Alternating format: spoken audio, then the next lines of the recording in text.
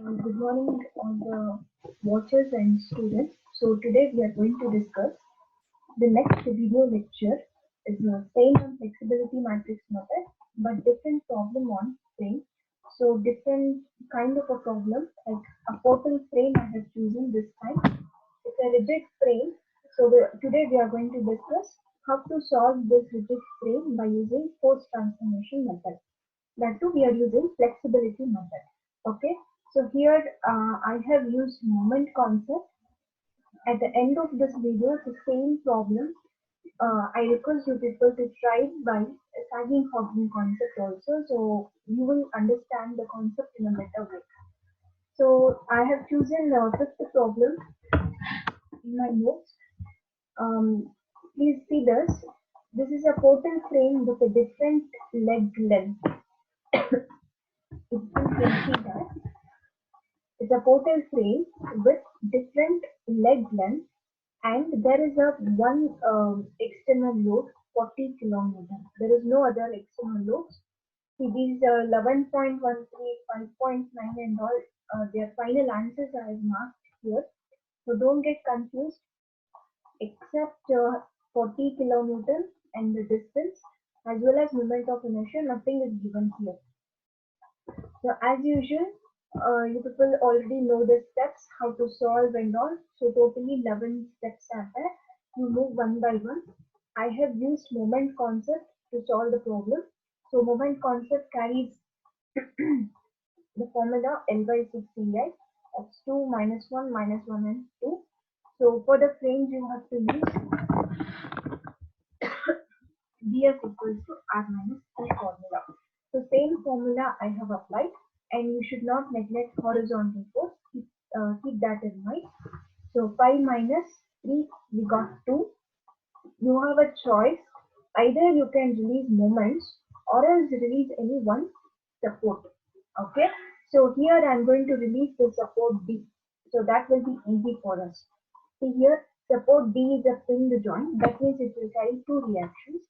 So those two reactions I have considered it as redundant, R1 and R2. So marking of the Q force. So this is your redundant force diagram. Remove all the external loads and write only or mark only the number of redundants which you have chosen. It's like a free body diagram to understand the concept. It's like it's not compulsory to write an exam. If you know this, you can keep it in your mind and you can continue a problem. But most of the time, if you don't write the diagrams, you people will get confused and chances of making mistakes are very high. So don't make that mistake. Write all the figures. It will take time, I understand, but writing the figure will not make any mistake, will not make you to make any mistake. So write all the diagrams, I insist. So as per the redundant diagram, you have to move with your Q force diagram. Okay.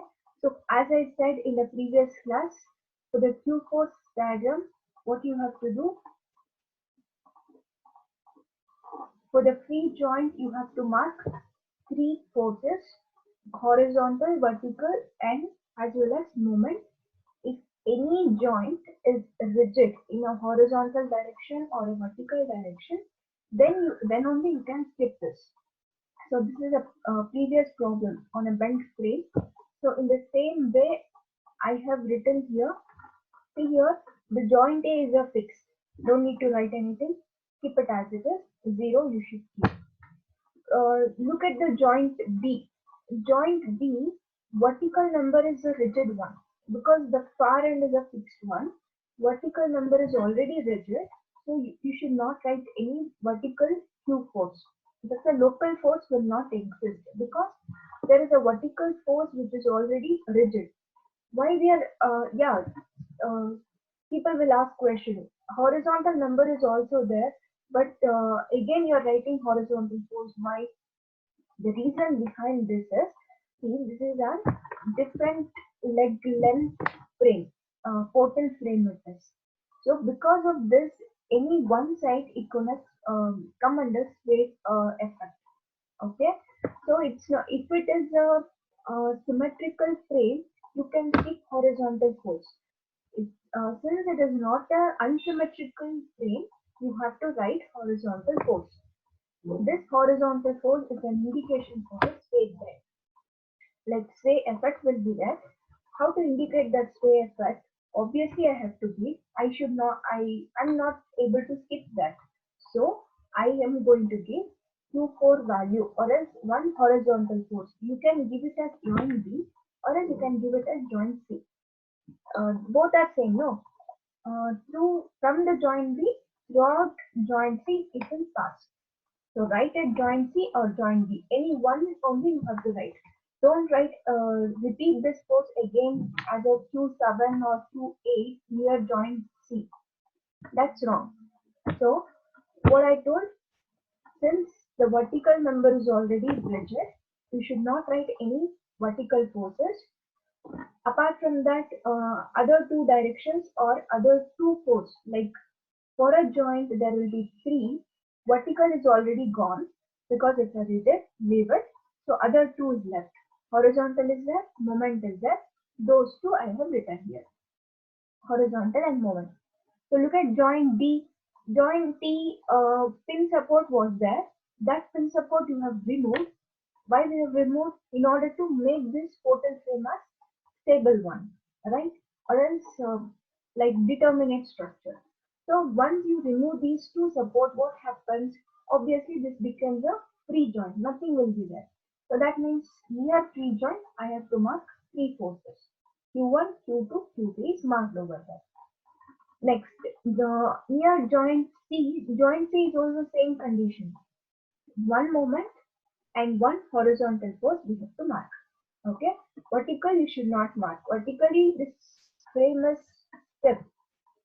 There is no chance of moving. But horizontal movement will be there. That is the reason we are marking this Q horizontal one. Okay. So writing redundant diagram and two-force diagram is a major step in frame problem. If you make mistakes while writing two forces, the whole problem is gone.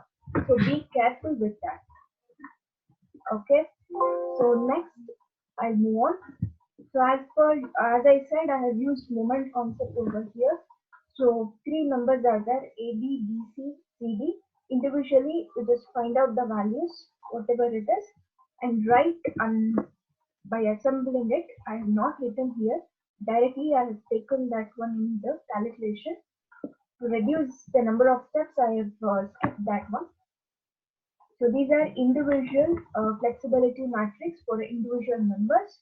So moment concept is used. So L by 6 EI formula you have to use. So go through with this calculation and do it. Don't forget to put the EI value. If you are skipping EI value, then also you may not get moment properly. Next step is step number 3. Step number 3 is to determine fixed end moment and support reactions. So standard formulas I have used. Only BC member is carrying external force, right? Your AB member and CD member is not carrying any external force. That means directly you can write it as moment as 0. Only force carrying member is BC. That two same equal length is there. So your formula will be WL by 8 on both the sides. So AB and CD members are carrying 0. 0 means obviously no support reaction, so you can leave it. Find out the support reaction for only for BC member. I got 20. Apply summation B and summation M conditions. You are going to get this value. So whatever the reactions or moments you got, you just reverse all the signs, or reverse all the directions and write down one more diagram. So that will be your EQJL diagram. So writing PEQJL is an external moment. You start from position A. Position A is 0, position B is 0. You can see here the second place. The third one is 20. Moment concept I am using, so clockwise positive, anti-clockwise negative. That concept only I have used here. Again, last two members are carrying 0, 0 force, so written last two as 0, 0. This clear? So PEQJL P is an indication for a moment. Don't get confused with a force. Here we are indicating the P value for a moment only. So PEQJL is nothing but the moments at all the joints for the individual members. So writing Q force, I think the people have already practiced how to write Q force. In order to write the Q force, you have to match your EQJL diagram with your Q force diagram. So starting with Q1, any horizontal forces that here.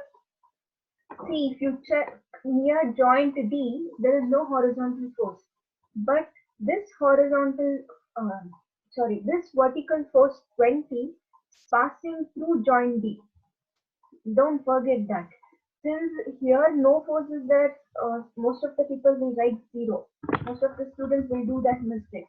See here, this 20 is passing from joint C towards joint D. It is passing.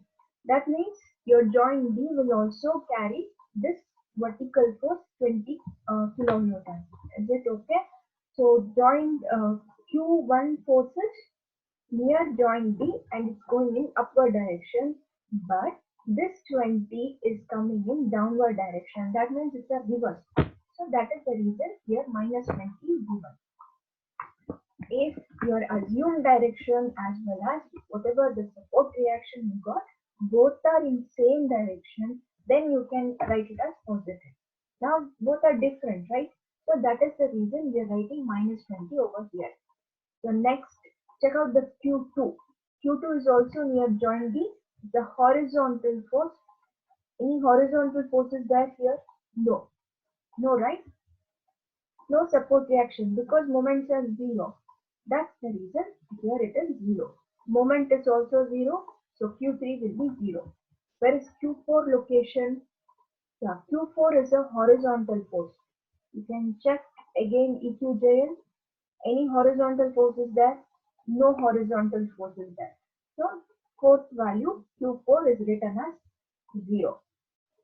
Q5, where is Q5? Q5 is at joint D, right? And it's running in a clockwise direction. Be careful with the directions.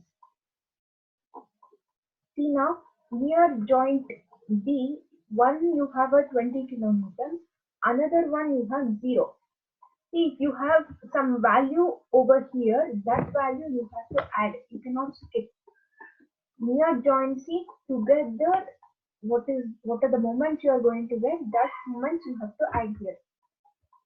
So since this side, like connect AB member is carrying a 0 moment, there is no problem for us. Our assumed direction is clockwise, but here the moment is also running in clockwise. So plus 20 you will be getting. Q6 we have assumed clockwise direction, but here it is running in anti-clockwise. So I have written minus 20. Is it okay? So I think PEQJL and Q forces are clear now. To write down PEQJL and Q forces, you need to draw a clear EQJL diagram. If the diagram is not proper with the directions, moments will not match. So be careful with that. So this is clear now. Next, I will move on to transformation matrix. As we already know, two types will be getting. One is moments or a matrix due to the redundance. How many redundants are there? In this problem, we have two redundants, R1 and R2. Take R1 first, put unit value, check out the moments. In the next diagram, put R2 as 1, again, check out the moments at individual joints or a member. So R1 is going in upward direction vertically. This is our assumed direction. Don't get confused. You can assume it downward also. There is nothing wrong. I have assumed it upward. Okay. So since R1 is passing through CD member, be clear here. This joint C will never carry any moments. The reason is see R1 is passing through C, joint C. So that means there is no perpendicular distance. Perpendicular distance is 0. So that is the reason here the joint C moment will be 0. But when you're moving to joint B, what happens? R1 is carrying a force of 1 kilonewton. What is the distance of a BC member? That means here you are going to get one perpendicular distance, right? R1 into this horizontal distance. So 1 into 4, I got 4. In the same way, if this end is 4, obviously near joint A also I'm going to get 4 because horizontal distance is same only, no? That is the reason. Next is R2. See, R2 is a quite critical. This is what the concept you have to learn here.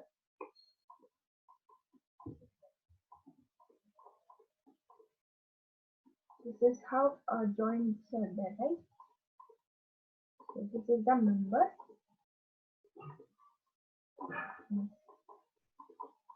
So our Q force is going in outward or inward? Yeah, sorry. Our reaction R2, I have assumed it's going outwards.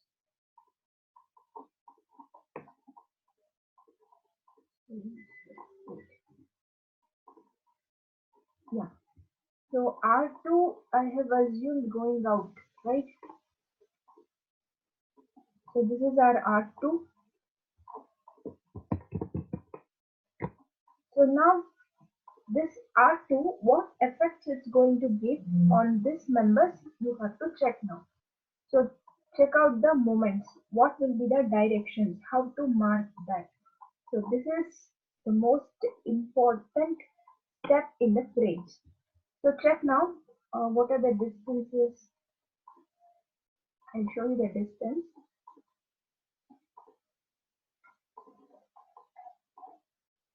So 2 meter, 4 and 6, right?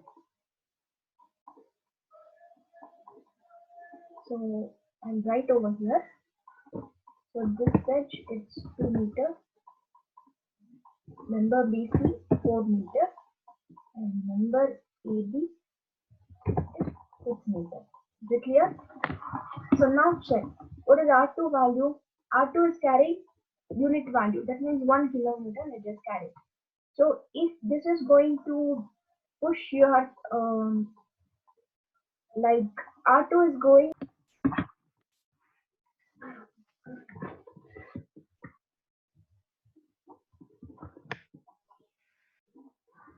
Yes, sorry for the disturbance.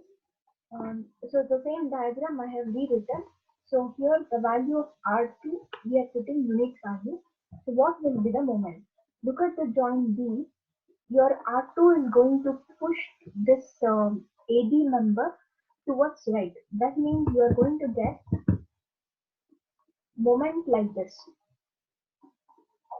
Correct, no? So you will be going to get moment in anti-clockwise direction. To counterbalance this moment, joint C, you have to give one clockwise moment. So in the same way, counterbalance all the moments. Only up to joint B you can counterbalance. But see here, this is a special condition. See R2 is here.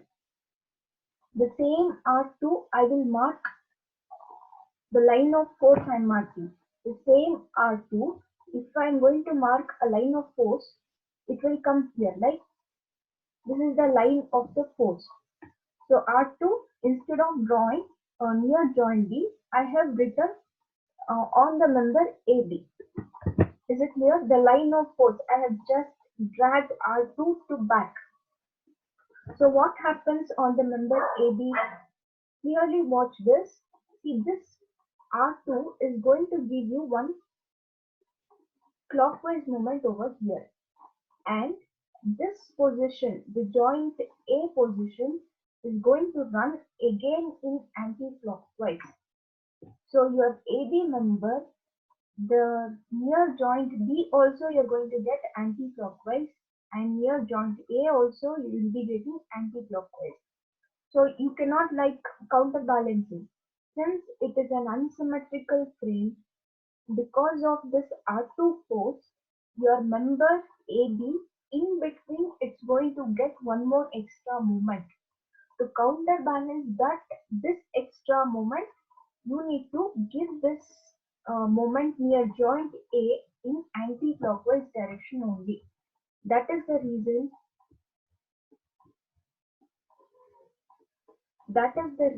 Here. Can you see this arrow mark? I have marked here. So this is the reason why this again marked then anti-clockwise. So your AB number, this condition is applicable only for unsymmetrical frames. Don't get confused with symmetrical and bent frames. There is no confusion. You just keep on counterbalancing the moment, it will come directly. But for the problems like unsymmetrical portal frames, you have to be very careful when you're having a force like R2. When you're having a force like R2, you should be very careful. If you're using sagging hogging concept, there will not be much confusion. You're using moment concept, this is the only concept you have to remember. Rest of procedure is same as bent frame or continuous B. So you can keep on counterbalancing the moments and start writing. So look at Q1. Q1 is same as R1, right? So all the moments will remain same as R1 only. And Q2 is also same position, same value. So whatever the moments you are getting here, the same moments you are going to get here also. See R1, 1 kilonewton into 2. That's the reason moment here it is 2. So again, the same, see here, wait, I'll show you. The total is 6 meters and this is only 2 meters. That means this side, how much we are having? This side we are having 4 meters, right? So R2, here also R2 is there, like line of action is passing. So this R2 into 2 meters, I'm going to get this edge as 2. And this moment is already 2. This one we know. What about this moment? See, R2 into 4 is there. You cannot mark it like a 6. So 1 into 4. So this edge moment will be 4. So be careful with this calculation. You see one more time. Still, if you are not getting, I'll clarify your doubt. Please tell me if you're not getting. So this side 2 you are going to get, and near joint A you are going to get 4. So Q2 is also same as it is. Next Q3 itself is a moment. So keep on counterbalancing the moment. There is no confusion here. For every number, you just keep on counterbalancing. So Q4 is acting near joint B. Since it is acting at joint B itself, moment will be 0, and as well as it is passing through your joint D. So sorry, joint C. So moment there also it will be 0. What about joint D? Joint D is a free joint. It will never carry any moment. If the joint D itself is carrying, you should mark it, or else don't mark any moment over here, because the Q4 will belongs to AB member only. It's an element method. No, you have to keep on counting by element by element. So this Q4 belongs to AB number. So you just keep that in mind. You have to keep all the rest of forces as 0 except this one. Okay. So Q5 is also belongs to AB number. So BC number and your CD number will carry 0 moments. Only AB number will carry unit moments. So Q6 belongs to BC number. It's an element method. You are still getting confused like this. You write it separately. All the numbers you write on separately, and then just mark the moments. So Q6 it belongs to BC only. Or else, and I'll just show you. See, this is how numbers are separate here. Okay. So as I said,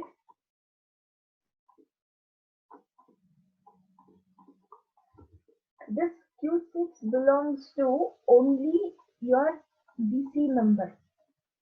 Q6 belongs to only your BC number. What about this AD number, you can ask? but the CD member will carry zero moment. That means elements we have separated. This is separate element and this is separate element. Like moments will also vary for individual elements. Since this edge is a fixed support, that is the only reason we are simply counterbalancing the moment. If this edge is not a fixed support, then you should not write any moments. See, this is a free joint, right? That is the reason we are not writing. This edge is a fixed one. Obviously, it's a rigid one. It will carry moments. All the moments will go towards more. It will go towards the rigid joint. So you have to counterbalance here. Okay. So all the moments that filled here,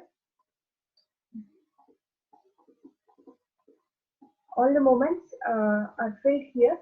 So rest of thing is just a calculation. You just try to do the calculation. See, always you should get proper moments. Near joint B, same moments with opposite sign you should get. And near joint C also. Joint D is a simple support, like a free joint, not a simple support. Free joint it is. So you should get zero moment. Is it okay? The bending moment diagram is also marked over here. Please practice the same problem by sagging hugging method also. So check out whether you are going to get same answer or not. Thank you all.